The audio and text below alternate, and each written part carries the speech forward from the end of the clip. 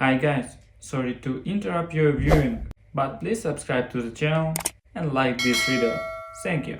I always hated family reunions, but somehow, there I was again, standing in the middle of a poorly decorated ballroom that smelled like a strange cocktail of cologne, hairspray, and cheap Chardonnay, pretending like I gave a damn about people who barely knew me.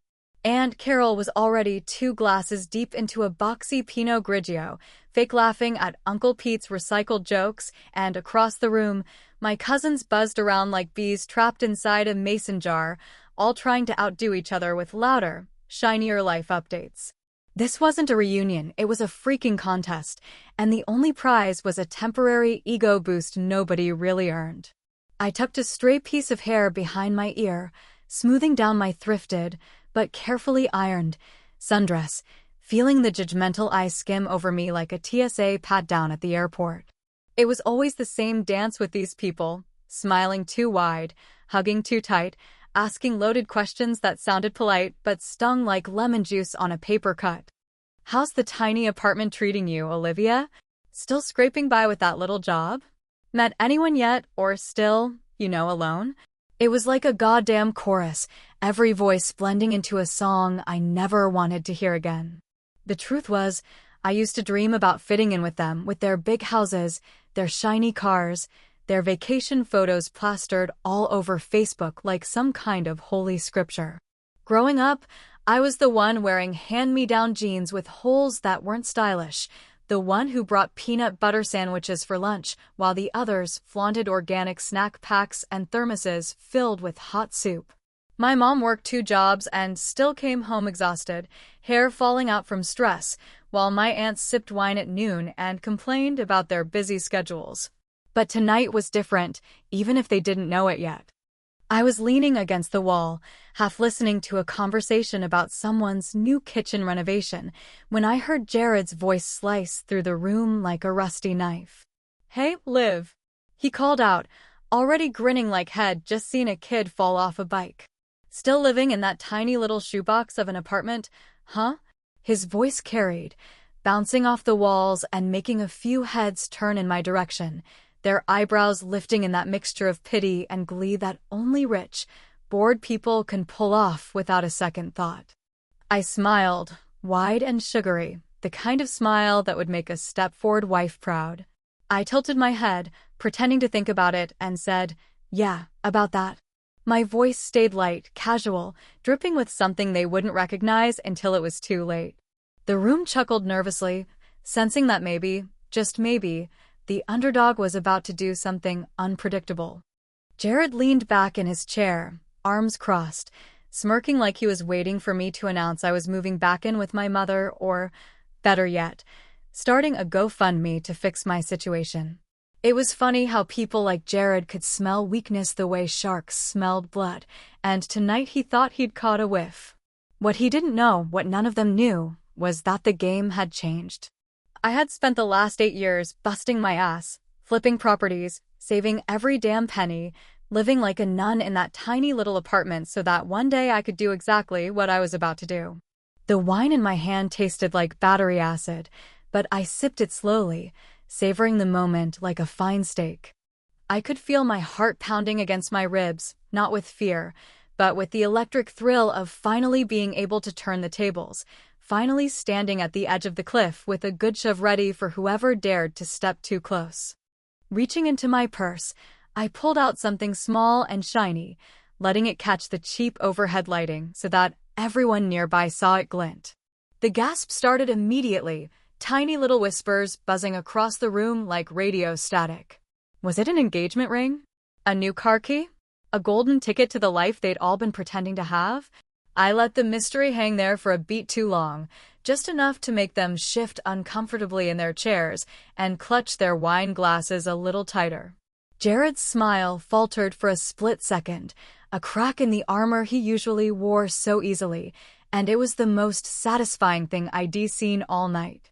"Here," I said, tossing the key lightly in my palm, then extending it toward him with a grin that felt more wolf than sheep. "Your room's down the hall. If you can afford it." He blinked, confused, trying to process the words that didn't fit neatly into his worldview, and for a heartbeat, the whole room seemed to freeze, trapped in that perfect, electric moment before the storm breaks. And I just kept smiling because Jared and everyone else had absolutely no idea what was coming next. For a second that seemed to stretch into forever, Jared just stood there blinking, the cheap overhead lights of the banquet room throwing weird shadows across his smug, confused face, as if his brain was trying and failing to rearrange the world he thought he knew. He chuckled then, a low fake laugh that didn't quite fill the air the way he probably intended, and I could tell he was trying to figure out how to spin this. How to twist the key in my hand into some kind of punchline that would save face in front of everyone watching with sharpened curiosity. "Nice joke, Liv," Jared said finally, loud enough for everyone to hear, forcing another strained laugh that bounced hollowly against the cheap wallpaper. "Real funny, but we all know you can barely afford gas, let alone a hotel room." A few polite chuckles rippled through the crowd, the kind you hear at a bad office party when your boss tells a joke everyone's too scared not to laugh at. Jared leaned back in his chair, folding his arms across his expensive golf shirt like he had already won whatever little battle he thought we were fighting. I tilted my head just slightly, letting the key dangle from my fingers, feeling a cool, electric confidence coil itself tighter inside my chest. I had waited years for this, had dreamed about a moment just like this back when I was patching drywall in a foreclosed duplex on the bad side of town, my hands raw and my bank account gasping for air.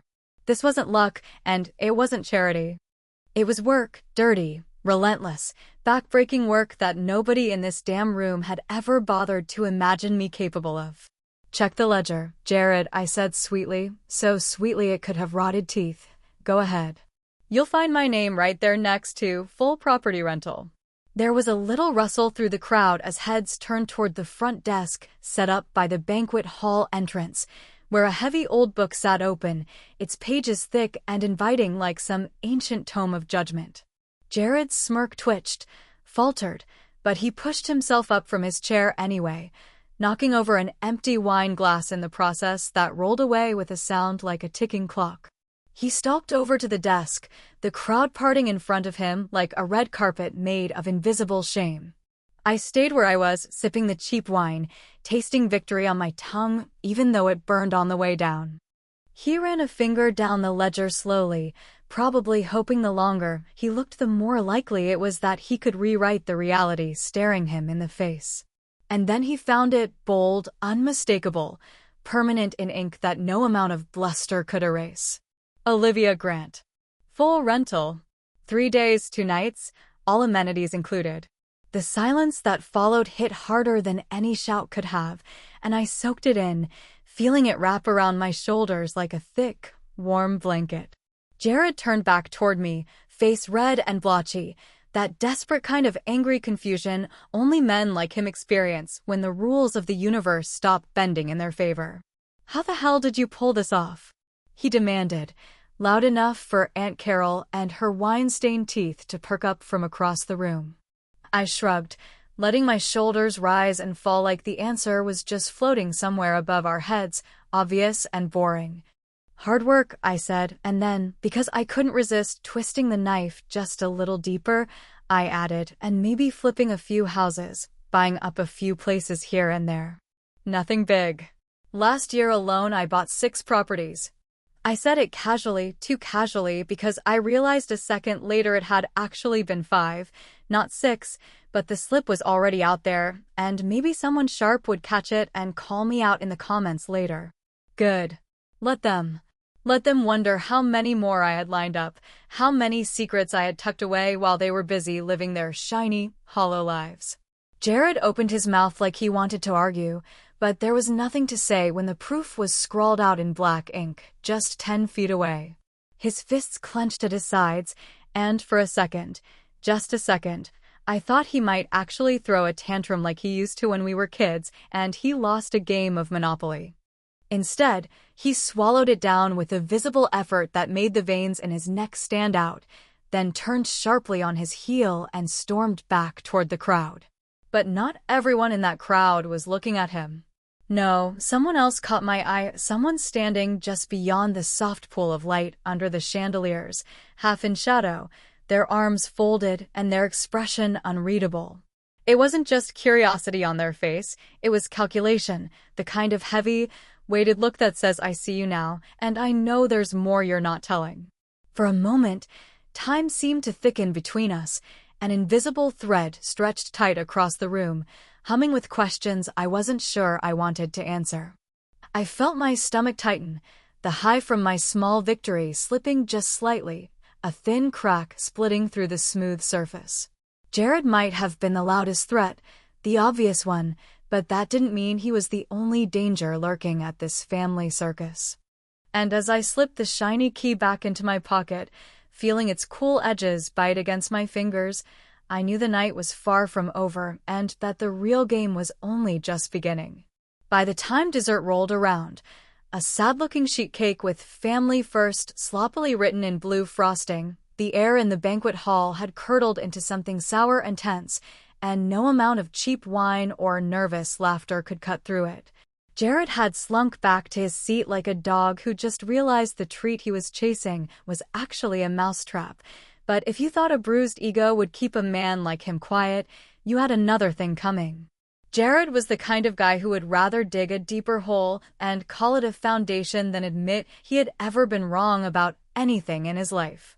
So when he stood up again, this time holding a half-empty beer bottle like a trophy, I knew we were in for another one of his sermons, the kind where the truth got stretched thinner than Aunt Carol's patience after her fourth glass of wine. He raised the bottle like he was offering a toast, swaying a little on his feet, and said, "Let's hear it for Liv, huh? Just goes to show. Money doesn't change people, it just buys more crap for them to pretend they're better than the rest of us." A few people chuckled, more out of discomfort than agreement, while others shifted in their seats, eyes darting between Jared and me like they were watching a grenade with a pulled pin roll across the floor. I didn't say anything, didn't even flinch, just smiled that same calm, infuriating smile and took another slow sip of my drink, letting him wear himself out like a dog barking at a locked gate. The funny thing was, Jared wasn't entirely wrong. Money didn't change who I was, not at the core, but it sure as hell changed who they thought I was. Some of my family looked at me now like I had just taken off a mask and revealed a stranger underneath, while others, the ones who had spent years offering backhanded compliments and phony concern, suddenly wanted to know where I bought my shoes and what kind of car I drove.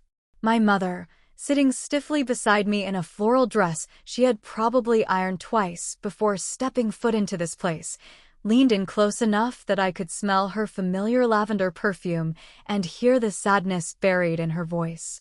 "They'll never forgive you for this, Olivia," she said, so quietly it might have just been a thought slipping out by mistake. I didn't answer right away, didn't have the words to explain that I hadn't come here for their forgiveness or their approval, and I sure as hell hadn't spent years patching drywall and chasing late-night deals just to make Jared feel better about himself. I came because sometimes the best revenge isn't loud or flashy. Sometimes it's just showing up, thriving, and refusing to shrink yourself back down to make other people comfortable. Still, her words stuck to my ribs like wet leaves as I watched the party limp on, the chatter growing thinner, the laughter more forced. Jared eventually plopped down into his chair with a heavy sigh, muttering something about how he had big plans of his own, bigger than anything I could dream of. Starting a tech company, he said loudly enough for half the room to hear, already got investors lined up. Big ones. You'll see. You'll all see. I almost laughed, right there in front of everyone, because I knew the truth he was trying so desperately to hide. Jared wasn't some tech genius on the brink of changing the world. He was a man drowning in debt so deep that even a lifeboat made of solid gold wouldn't have been enough to save him. Word had gotten around in smaller circles, bad loans, shady partners, a string of failed ventures that had left more than one local contractor muttering curses under their breath. And now he was betting everything he didn't have on some half-baked app idea he couldn't even explain properly when cornered. It was the classic Jared move, bluff, bluster, and pray no one called him out until it was too late.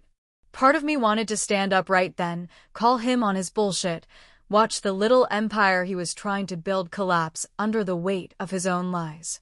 But another part, the smarter part, knew better. Revenge tasted better when you let it simmer. Instead, I stayed quiet, offering nothing but a polite nod and a knowing smile, watching him squirm under the weight of his own words. I was about to turn back to my slice of cake, trying to decide whether the frosting was worth the calories, when my phone buzzed against the table, vibrating hard enough to rattle the silverware. At first, I thought it was another work notification or maybe a friend texting to see how the grand family circus was going, but when I picked up the phone and unlocked the screen, my blood turned to ice. No name, no number, just a simple message glowing against the black screen. Hope you enjoyed tonight. It's not over. I stared at the words, heart pounding so hard I could feel it in my throat, and for the first time that night, I realized that maybe winning one battle didn't mean the war was over, and that someone out there was just getting started. The uneasy energy that had been thickening the air since the key incident now settled across the evening like a heavy, wet blanket, suffocating whatever thin threads of civility still remained between us. Dinner was served late, a limp excuse for roast beef paired with watery green beans and a bread basket so stale you could have used it to fix a broken window, but no one really seemed interested in eating anyway. They were all too busy watching, too busy listening for the next explosion that everyone sensed was inevitable, as if our family had somehow all silently agreed to just hold their breath and wait for the crush. I had barely touched my plate, my appetite long since withered under the weight of that anonymous text and the ugly looks that kept glancing my way like sharp little darts. Still, I kept my head high, my posture relaxed, smiling when necessary, nodding politely when spoken to, playing the part of the good little underdog who had finally gotten a lucky break. It was all a game, after all, and I had learned a long time ago that the one who stayed calm longest usually won in the end. It was somewhere between the overcooked carrots and a third round of watered-down cocktails that Aunt Linda, God bless her nosy little heart, let it slip that Jared had been going around earlier that day whispering his own version of events into sympathetic ears. Apparently, he had been telling anyone who would listen that my so-called success was a shell game, that I had lied about owning businesses, that everything I had flaunted tonight was just smoke and mirrors designed to scam the family out of pity and admiration. I should have felt furious. I should have wanted to leap across the table and pour my glass of cheap wine right over his smug, receding hairline, but instead what I felt was something colder, something heavier, settling deep into my bones. Because in that moment, it wasn't just about tonight. It was about every memory Jared had ever tainted, every small humiliation he had carved into my skin, like little invisible scars I carried for years without even realizing how deep they ran. I flashed back hard and fast to the 4th grade, when I spent weeks building a science fair project out of scraps and second-hand parts, a working model of a solar water heater I was so proud of, only to find it smashed to pieces behind the school gymnasium hours before judging started, with Jared and his friends laughing loud enough to draw a crowd. I remembered the way he had snickered through my high school graduation, making sure everyone knew I couldn't afford to go to college right away, the way he whispered community college loser under his breath every time I walked by. And now, even now, when I had finally climbed out of the hole they all shoved me into, he was still down there, clawing at my ankles, trying to pull me back in. Winning didn't erase that. It didn't heal the parts of me that still bled when I remembered. By the time Jared finally decided to make his move, the entire room was brittle with tension, like one wrong word might set the whole place ablaze. He stood up so fast his chair skidded backward with a loud screech, drawing every pair of eyes toward him like moths to a flame. Raising his glass in mock salute, he slurred loud enough for the entire room to hear, "Here's to Olivia and her tiny little empire of lies. May it last longer than her last job at the diner."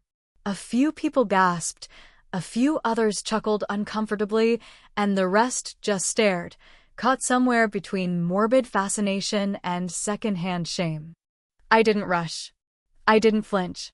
Instead, I lifted my own glass slowly, letting the cheap wine catch the ugly yellow glow of the chandelier above us, and with a voice as clear and cold as glass, I said, "To family, where loyalty costs extra, and dignity's still out of budget." The room froze for a second, a beautiful, perfect second, before the brittle tension shattered into a low ripple of shocked laughter, gasps, and furious whispers.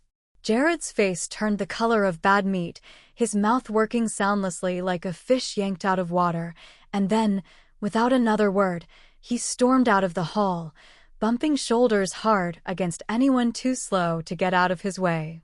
I watched him go, my heart pounding slow and heavy, feeling no satisfaction, no joy, just a strange hollowing out inside me where the anger used to live. It should have felt like victory, it should have tasted sweet, but all it tasted like was ashes and old regret. Then, just as the door swung shut behind him, I caught a glimpse of something, or rather, someone, moving after him, slipping through the crowd with a stealth that made my skin crawl. It wasn't anyone I immediately recognized, just a dark jacket, a flash of a familiar profile, but it was enough to twist something sharp and cold deep in my gut. Someone was following Jared. And whatever grudges were still brewing tonight, it was suddenly very clear that not all of them belonged to me. The morning after the disaster of a dinner that left everyone's nerves raw and tempers frayed, the sun climbed over the horizon with a lazy indifference, casting long, golden beams across the cracked parking lot and the tired wooden signs of Cedar Pines Resort.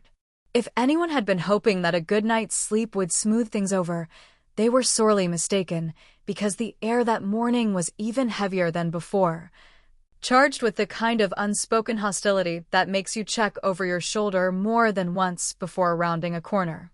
I walked the grounds early, coffee in hand, the bitter liquid doing little to cut through the slow, pounding headache behind my eyes.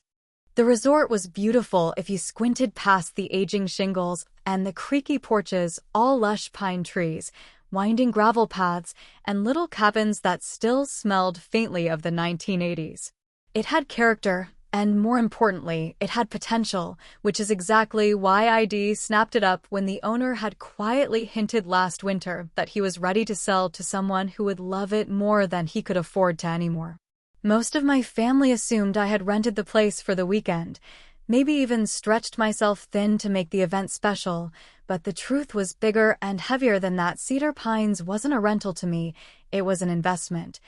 A living thing I planned to revive with my own two hands, the hidden sixth property no one had caught onto when I slipped earlier about my 6 buys last year. But for now, it was still a secret I held tight, a loaded gun resting quietly in my lap as the final pieces of this miserable reunion threatened to detonate. The trouble started just after breakfast, when a staff member, a wiry teenager named Caleb with nervous hands and an apologetic slouch, came hustling up to me near the front desk, cheeks flushed and voice cracking around every third word. "Miss Grant," he said, practically wringing his ball cap into a knot, "there's, a problem with Mr. Jared." I didn't have to ask which Jared he meant, because there was only ever one Jared capable of setting an entire morning on fire before noon. Caleb explained, in a rush of panicked words, that Jared had taken one of the resort's golf carts for an unsanctioned joyride the night before, tearing up flower beds, knocking over 2 birdhouses, and finally ramming the cart so hard into a decorative boulder that it now looked like it had been chewed on by a giant metal-eating animal. "He's refusing to pay for the damages," Caleb finished weakly, casting a wary glance toward the main lodge where Jared was currently sulking in the lobby, working through what I hoped was a truly vicious hangover. I sipped my coffee, sighed through my nose, and headed toward the inevitable showdown like a soldier trudging into battle, already tired of the fight. I found Jared slumped in one of the battered armchairs by the fireplace, sunglasses hiding his bloodshot eyes, his arms crossed like an overgrown toddler who knew he was in trouble but still thought he could bluff his way out of it. The moment he saw me coming, he straightened a little, pushing his shades up onto his forehead and giving me the kind of smirk that had lost its effectiveness years ago. "Olivia," he drawled, pretending at friendliness. "Good morning. Lovely day, isn't it?" I didn't bother answering. Instead, I dropped the incident report Caleb had written up into Jared's lap, watched him scan it with a mixture of boredom and mild annoyance, and said, $500. You either pay it, or you find somewhere else to sleep tonight. His jaw tightened, and he barked out a short, humorless laugh. 500? For a stupid golf cart? Get real. It should have been 400, the estimate on the paper said so, plain as day, but I said 5 without blinking, letting the mistake sit there like bait in a trap for anyone eagle-eyed enough to catch it and call me out later. Jared deserved worse than a simple fine, and if overcharging him by a measly $100 felt petty, well, sometimes petty felt a hell of a lot like justice. He pulled out his wallet with exaggerated slowness, rifling through a few crumpled bills. Then, when it became clear he didn't have enough cash, slapped down his credit card with a smirk that told me he thought he'd found a loophole. I handed the card off to Caleb, watched him disappear behind the counter to run it through the ancient machine, and waited. 30 seconds later, Caleb came back, looking even paler than before. "It's declined," he said, voice cracking so badly on the last syllable that even Jared flinched. Jared snatched the card back, turned it over in his hands like maybe it would magically fix itself if he just stared hard enough, and hissed under his breath, "Try it again." We all knew it wouldn't matter. I crossed my arms and leaned against the counter, letting the silence stretch between us until even Jared couldn't pretend it wasn't choking him. Like I said, I murmured, loud enough for everyone in the lobby to hear, "No payment, no room." For the first time all weekend, Jared looked genuinely rattled, genuinely unsure of himself, and it was in that perfect moment of silence that I decided to fire the final shot. "You might want to remember," I said, voice low and steady, "you're not dealing with a renter here. I own Cedar Pines now." The words hit him like a slap, and for a second he just stood there blinking, mouth slightly open, his brain scrambling for purchase on a reality he couldn't spin into a victory. Around us, a few heads turned, curious, and someone, Aunt Linda, bless her nosy soul, let out a gasp that was half scandal and half delight. Without another word, I nodded to Caleb, who, bless his terrified teenage heart, got the message immediately. Jared was politely but firmly escorted off the property, shoved out into the bright, unforgiving sunlight with nothing but his ruined pride and a useless credit card to keep him company. I stood at the window and watched him climb into his battered sedan, watched him pound the steering wheel with a fist before peeling out of the gravel lot like a teenager who just lost his allowance. I should have felt triumphant. I should have savored every second of it, but all I felt was a low, aching emptiness, a hollow drumbeat in my chest that didn't sound like victory at all. As Jared's car disappeared down the road, kicking up a plume of dust that caught the early morning light, I found myself wondering, not for the first time, if winning the fight meant losing something more important along the way. Funny thing about revenge, I thought, as the dust finally settled and the resort grew quiet again, sometimes it costs a hell of a lot more than the bill you're trying to settle.